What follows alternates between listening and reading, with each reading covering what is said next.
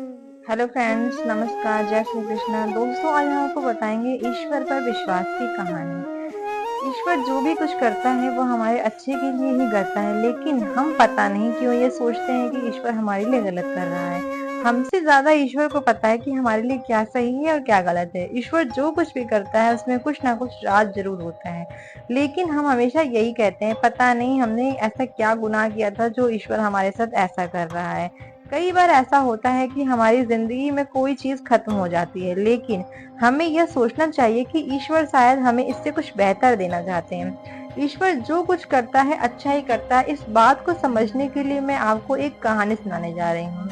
उम्मीद करती हूँ आपको समझ में आएगा, और अगर आपको ये वीडियो अच्छी लगी है तो इसे अपने फ्रेंड्स के साथ और फैमिली मेंबर के साथ जरूर शेयर करें, और कमेंट में जय श्री कृष्ण अवश्य लिखें। उत्तरी भारत में एक गांव में एक बुजुर्ग फकीर रहते थे।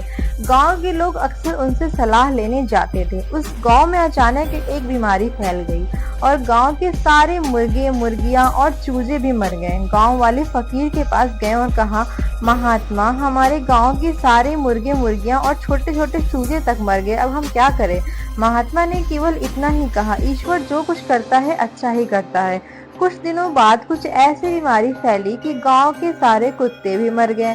गांव वाले फिर महात्मा के पास गए और प्रार्थना की, महात्मा जी, गांव के सारे कुत्ते मर गए, अब कुत्तों के बिना चोरों की से गांव की रखवाली कौन करेगा, हम क्या करें? महात्मा ने फिर कहा, इसमें भी कोई भलाई ही होगी, ईश्वर जो भी करता है अच्छे के लिए करता है।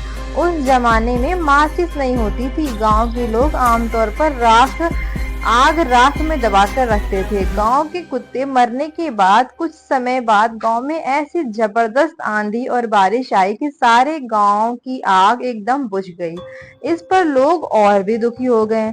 लोगों ने महात्मा के पास जाकर कहा, महात्मा, अब तो सारे गांव की आग भी बुझ गई है, अब क्या किया जाए?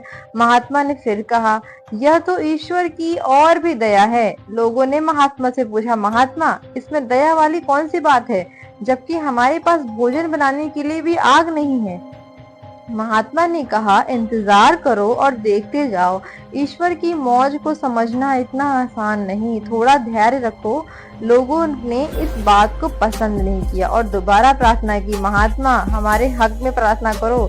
महात्मा ने जवाब दिया, अच्छा, एक दिन और ठहर जाओ, फिर अपने आप पता चल जाएगा। लोगों ने विश्वास ना करते हुए वहां से चले गए। यह तो इसी तरह कहता रहेगा। अभी एक दिन ही गुजरा था कि बादशाह कत्ले आम करता हुआ उस गांव के पास से गुजरा तो बोला कि यहाँ पेड़ तो है नहीं, और ना कुत्ते भौंक रहे हैं, ना मुर्गे बाग देते हैं, ना धुआं निकलता है, लगता है यहाँ कोई आबादी ही नहीं है, छोड़ो इसको। यह कहकर वह गांव के बाहर से ही निकल गया। अब गांव वालों को पता चला कि ऐसा सब कुछ क्यों हुआ। वे महात्मा के पास फिर गए और सच्चे दिल से उनका शुक्रिया अदा किया। महात्मा ने कहा, भाइयों, शुक्र है कि तुम सब कुशल हो। जिन पर ईश्वर की कृपा हो उनका कुछ बुरा नहीं हो सकता। इसलिए कहते हैं महात्माओं की हर बात में कोई ना कोई राज जरूर होता है। जो ईश्वर का हुक्म माने वही असली सेवक है। देखो दोस्तों, आपने ईश्वर आप जो करता है वो आपके लिए अच्छा ही करता है, हमारे अच्छे के लिए ही करता है। अगर आपको ये वीडियो अच्छी लगी हो तो प्लीज इसको शेयर करें और कमेंट में जय श्री कृष्ण अवश्य लिखें।